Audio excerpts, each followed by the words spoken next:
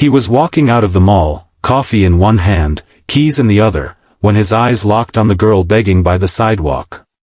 Her hair was tangled, her eyes hollow, her clothes ragged. But her face, it shattered his soul. Because 12 years ago, she was the love of his life, the one who left without a goodbye.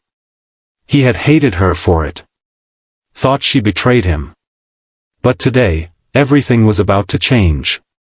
If stories of second chances, hidden pain, and deep compassion move you, don't forget to like this video and subscribe to Kindness Stories, because what you're about to witness might just heal something inside you too. It was a chilly Thursday evening when Ryan stepped out of the Riverwood Mall in Michigan. He had just picked up a birthday gift for his mother, something simple, a lavender scarf she'd admire and never wear. At 30, Ryan had built a quiet, successful life. He was an engineer, unmarried, and the kind of man who rarely smiled without reason. His co-workers called him dependable, responsible, never reckless. But those who knew him closely, which weren't many, said he'd never been the same since high school. Since her. As he turned the corner toward the parking lot, his steps slowed. There, crouched beside the trash bins outside the food court, was a girl. Thin. Dusty. Her jeans torn at the knees. She was holding out a hand as people walked past, some pretending not to see her, others offering her pity glances, but no coins. Ryan barely glanced at Beggars. Not because he didn't care, but because the guilt of not being able to help everyone always tore at him. But this time, something inside him froze. A magnetic pull. His heart, steady and dull for so many years, suddenly pounded against his chest like a warning bell. He turned slowly. His eyes narrowed. Her chin was tilted downward, her face half hidden by a curtain of matted hair. But her nose, those lips, the scar by her right temple. No. He staggered closer. Melissa? He whispered, the name barely leaving his lips. She looked up. Confused. Then startled. For a full second, they stared at each other. Her eyes widened. She dropped her tin can. Ryan stepped back, his mind tumbling back to the summer of 2013, the sunlit fields, the school dance, the promise rings they exchanged behind the chapel. She had loved him once. And then, vanished. Not a call. Not a note. Just gone. His friends had told him she ran off with someone else. His heart believed it. And he carried the weight of that heartbreak like a stone in his chest for years. Now, here she was. Melissa.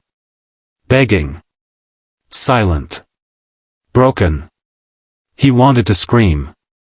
To ask her why she had ruined him for every other woman. Why she had lied. Cheated. Ghosted him when he loved her like no one else. But she looked, nothing like the villain he had imagined for 12 years. Her lips trembled. Her eyes welled with tears. She stood slowly, hands shaking. Ryan? He clenched his fists. I thought you were dead. Or married. Or anything but this. She laughed. A bitter, cracked sound. In many ways, I did die. His heart panged. He hated that even now, even like this, she could make him feel something. Why did you leave? She looked away, pressing her lips into a thin line. Don't you owe me that much, he whispered. She met his eyes. Do you remember Joey? Ryan blinked. Your brother? She nodded. 12 years ago. Joey died. A car hit him. I was babysitting him that night. My mom had gone to work. I turned away for 1 second and... Her voice broke. I couldn't live with myself. I blamed myself every day. I still do. Ryan felt like someone had punched the air out of his lungs. Melissa wiped her tears, continuing, I was too ashamed to tell anyone. I thought if I stayed, I'd break completely. So I ran. I didn't betray you, Ryan. I just broke. There it was. The truth. Simple. Raw. Bleeding. All those years, he had hated her for something that wasn't even her fault. His chest tightened. A war raged inside him, anger, sorrow, guilt, and something else he didn't want to name. Why didn't you come back? He asked. She gave a sad smile. Because I didn't think I deserved love. Not after what happened. A silence fell between them. Heavy. Then Ryan did something he hadn't done in years. He reached forward and held her hand. She gasped. What are you doing? Helping you, he said simply. Just like you once helped me believe in love. Melissa sat quietly in the passenger seat of Ryan's truck as he drove through the quiet streets. She clutched a borrowed coat around her frail body, her fingers trembling not just from the cold but from years of trauma. The heater hummed low, and for the first time in years, she felt warmth that wasn't from sunlight or dirty steam vents outside grocery stores. He took her to a nearby diner, not fancy, but clean and private. They sat in the corner booth. She ordered soup and water. He ordered coffee, black. As she ate slowly, Ryan just watched her, studying her face, the way she winced with every movement. Life had been cruel to her. Where have you been all these years? He asked gently. Everywhere, she said. Homeless shelters. Bus stations. For a while, I cleaned houses. Then. I got sick. Fell behind on everything. One thing led to another. He swallowed hard. You never reached out to anyone? She looked down. Pride is a strange thing. And shame is worse.